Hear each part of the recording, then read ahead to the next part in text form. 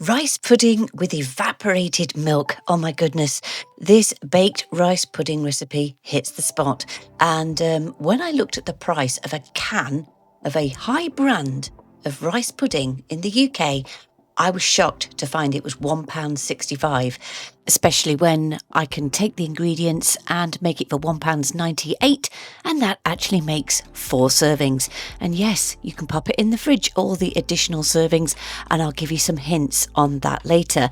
Now preheat your oven to 150 degrees centigrade, and then you want to butter a large glass dish or any other dish. It's 110 grams of pudding rice, 570 mils of whole milk, 410 grams of evaporated milk, and you'll stir that together and place it in the dish. Add in 50 grams of caster sugar and then around about 1 teaspoon of vanilla extract. Just give it a little bit of a stir round.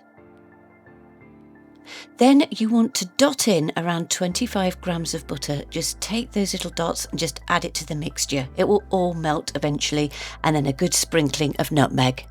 You pop it in the oven and it's going to take around about 2, maybe 2.5 hours, but every half an hour just take it out and give it a stir round.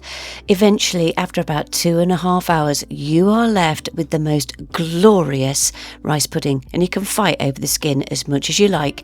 Now, if you want the full written recipe, you know where to go by now. It's my website, cookingwithemily.co.uk.